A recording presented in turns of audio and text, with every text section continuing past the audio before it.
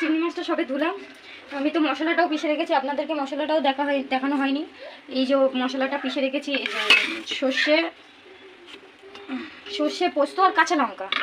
আমি এখন ওটাকে মানে এখন নারকেলটা তো কুড়ানো হয়নি, তাই নারকেলের দুধটা বার করা হয়নি, ততক্ষণ এটাই কাঁচা তেলটা দিয়ে মাখিয়ে রাখি।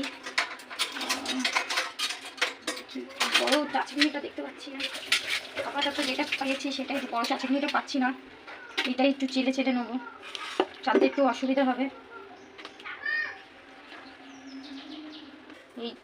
এই যে সর্ষেটা দিচ্ছি, এটাকে এই চাচাকনি দিয়ে ছেঁকে দিচ্ছি। কী করব, কিছু করার নেই। এখন বড় চাচাকনিটা খুঁজে পাচ্ছি না, আমার মা কোথায় রেখে গেছে, তাই এই চাচাকনিটা দিয়ে ছেঁকে দিচ্ছি।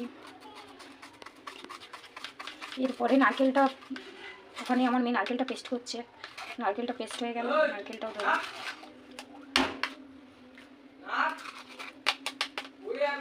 তারপরে ডাবটা কাটবো যখন, তখনও আপনাদেরকে দেখাবো আমি, কেননা ফার্স্ট টাইম ব্লগ বানাচ্ছি, ব্লগের কিছু বুঝি না, ওই জন্য অতটা বুঝতে পারিনি যে সব কিছু শুরু থেকেই দেখাতে হয়, কাটাকুটি সব কিছুই।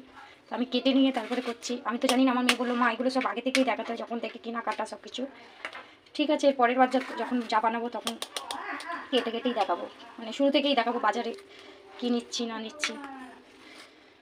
হয়ে গেল এটা, ওটা তো ইয়ে করা হয়ে গেল। এই যে আপনারাও আপনাদের পরিমাণ মতো নুন দেবেন, আমি তো হলুদ দেবো না, কেননা এটা ডাব চিংড়ি সাদাটা করব। পরিমাণ মতন আমি আমার নুন দিলাম। আপনারা যদি হলুদ দিয়ে খেতে চান তাহলে হলুদটাও দিতে পারেন, কিন্তু আমি হলুদটা দেবো না, হলুদটা ভালো লাগে না। এই পরিমাণ মতন আমি এক কাঁচা সর্ষের তেল দিচ্ছি, 4 চামচি কাঁচা সর্ষের তেল দিলাম আমি বেশি। এবার এটাকে ব্লেন্ডার করে রাখবো। কুচি নারকেল নিয়ে এসেছি, ডাবটা নিয়ে এসেছি, কুচি ডাবটা দেখি কী হয়, ওটা দিয়ে সাইড বেরোলে শাঁসটাকে পিসবো। নারকেলটা কুড়ানো হয়ে গেলে নারকেলের দুধটা বার করবো। প্রথমবার এই আমি ডাব চিংড়িটাও প্রথমবারই বানাচ্ছি, এর আগে কোনোদিনও ডাব চিংড়ি বানাইনি। কীরকম হবে না হবে আমি নিজেও জানি না, আমি ভাপাটা বানাচ্ছি। আপনার সাথে সবাই এটাকে আমি 10 মিনিটের জন্য মেখে ছেড়ে দেবো, এরপরে যে কী করবো সেটাও দেখাচ্ছি আমি।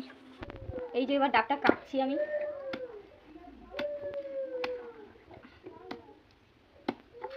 ডাবটা একটু তো নারকেল হয়েছেই। আমার ঘরে কোনো ব্যাটা ছেলে নেই, তাই জন্য আমি মানে কাউকে বলতে পারছি না, নিজেকে করতে হচ্ছে। এই যে কাটা হয়ে গেছে, এই জলটাকে আমি এর মধ্যে করে নিচ্ছি।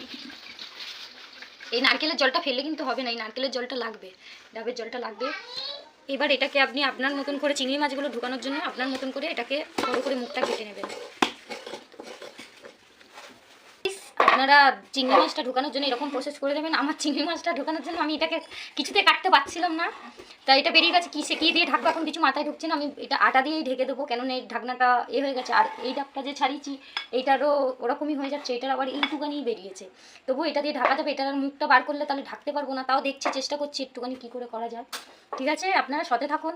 আমি পাচ্ছিল না আমার মেয়ে কুড়াতে, তাই জন্য ভাবলাম আমি এটা বেরিয়ে এলো, এটাকে বাদ দিয়ে দিই এখানটা। আমার মেয়ে পাচ্ছিল না কিছুতে করতে, আমি ভাবলাম আমি করিয়ে, টাইম চলে যাচ্ছে, অনেক টাইম হয়ে গেছে। বলেছিলাম যে আমি বড় চাচাকনিটা পাচ্ছি না নারকেলের দুধটা বার করার জন্য, এটাকেই এখন করছি। দেখা যাক কতটাই নারকেলের দুধটা বেরোয়। একটা গোটা নারকেল,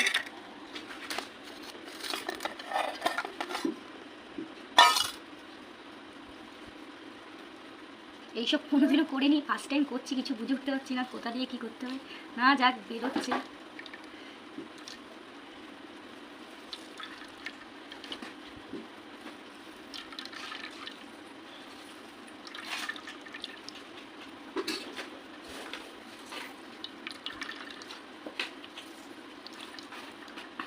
এই যে এতটা পরিমাণ দুধটা বেরিয়েছে, এটা এখন সবটাই কাজে লাগবে। আর এইটা আপনাদের ফেলতে লাগবে না, এটাও আপনাদের কোনো কাজে লেগে যাবে। এইটা আপনারা কোনো কিছুতেই ইস্তেমাল করতে পারবেন, এটা পুরো একদম ঝরঝরে হয়ে গেছে, কিছুতেই ইস্তেমাল করতে পারবেন এটা। মালাইটা আমি বার করছি।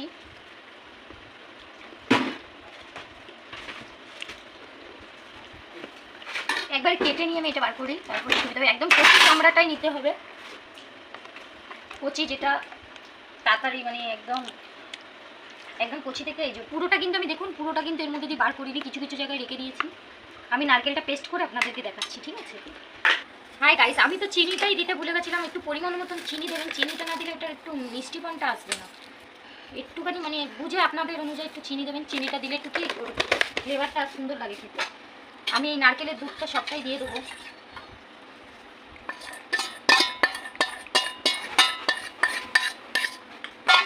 আর এই যে মালাই বেটেছি, এই মালাইটা এর মধ্যে দিয়ে দেবো। 2 চামচি আপাতত দিচ্ছি। এটা মাখানোর উপর মাখিয়ে দিচ্ছি। এই যে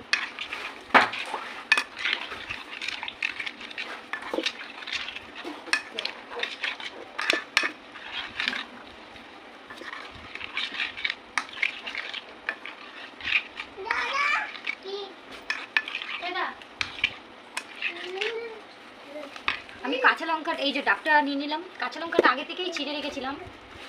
এই যে 2টো কাঁচা লঙ্কা আগে থেকে ছিঁড়ে রেখেছিলাম, 2টো কাঁচা লঙ্কা নিচে দিয়ে দিচ্ছি। এই যে মাখানো চিংড়ি মাছগুলো একটা একটা করে এর মধ্যে আমি ঢুকিয়ে দেবো। দেখা যাক এটার মধ্যে কতটা ঢুকে, সেই পরিমাণে আমি চিংড়ি মাছগুলো এর মধ্যে ঢুকাবো। এখনো আটাটা মাখানো হয়নি, আটাটা মাখাবো।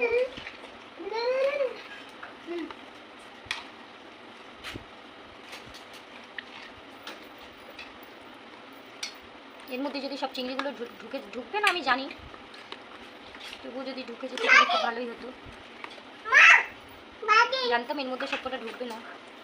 এই যে কটা ঢুকেছে আপাতত সে কটাই থাক। এই কাঁচা লঙ্কা 2টো চেরা আরও রেখেছি, এই 2টো উপরে দিয়ে দেবো। একটু ঝাল আমরা খাই, তাই পরিমাণে আমাদের পরিমাণে একটু ঝালটা দিচ্ছি। আর এই যে ওপর থেকে একটু এটা দিয়ে দেবো, জলটাও একটু দিয়ে দেবো। ডাবের জলটা আগে থেকেই দিয়েছিলাম, ডাবের জলটা না দিলেও বেশি চলবে। আর একটু ওপর থেকেই মালাই দিয়ে দেবো, একটু এই ওপর থেকে মালাই দিয়ে দেবো। আর একটু এটা দিয়ে দেবো আমি, যাতে ভেতরটাও একটু জলটা যায়, তার জন্য আমি মানে একটু ইয়ে করে দিচ্ছি এর।